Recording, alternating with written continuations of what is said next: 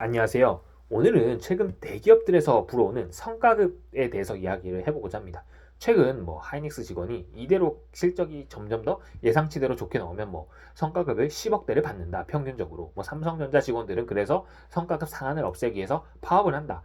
그런 얘기들이 있는데요. 앞으로 그렇다면 이런 노조들이 이러한 어떻게 보면 회사 입장에서 조금 무리할 수 있는 요구들을 한다면 이 정도 성과급 주지 않으면 우리 파업할 거야. 이렇게 회사가 잘 되고 돈을 잘 벌고 직원들에게 복지가 좋고 정말 상당 수준의 급여가 지급되고 성과급이 지급되고 있음에도 불구하고 이런 수준의 성과급을 주지 않으면 우리는 이제 파업할 거야. 이런 스탠스로 나오면 앞으로 미래는 어떻게 흘러갈까? 오늘은 이 이야기에 대해서 이야기를 해보고자 합니다.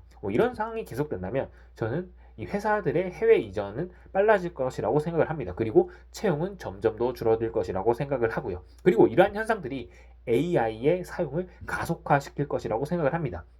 저는 대한민국이 AI 이런 발전에 있어서 이런 사용이 가속화되는 가장 빠른 나라 중 하나가 될 것이라고 생각을 하고 있어요. 그 첫 번째 이유가 한국은 출산율이 굉장히 낮습니다. 지금 당장 낮은 상태가 굉장히 유지되고 있고 저희 나라의 인구가 반토막이 되는 것은 이미 확정된 사실입니다.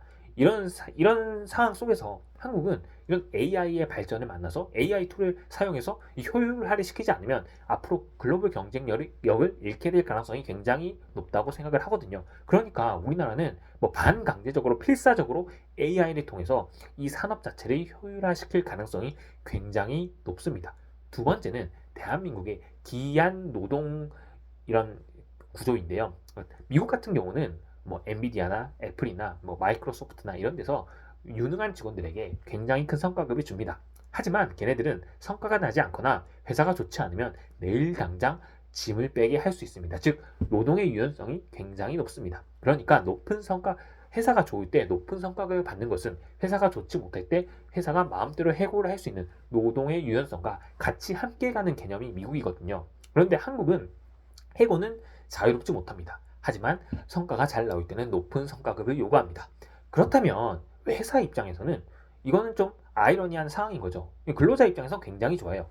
하방은 막혀 있는데 상방은 뚫려 있습니다. 회사가 아무리 어려워도 정해진 근로계약상 기본급은 제공이 됩니다. 그리고 직원을 함부로 자를 수 없습니다. 즉 하방이 보장이 되어 있죠. 그런데 회사가 좋을 때는 끝없이 성과급 제한 없이 상방으로 성과급을 먹을 수 있습니다. 이런 구조 속에서 회사가 직원들을 많이 뽑을 이유가 있을까요? 그러니까 이게 좋다 나쁘다의 문제가 아니라 회사를 경영하는 사람 입장에서는 직원이 인건비로 분류되는 측면이고 즉 비용이고 그런 비용을 절감하고 싶을 겁니다.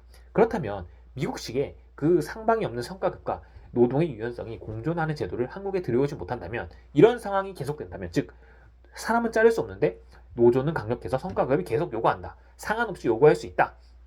무조건 회사 영업이익의 10%, 20% 요구를 할 수 있는 권리가 있고 노조가 그런 힘이 생기고 그런 문화로 굳어진다. 그렇다면 회사는 앞으로 신규 채용이 점점 더 줄어들 것이라고 저는 생각을 하고 있어요.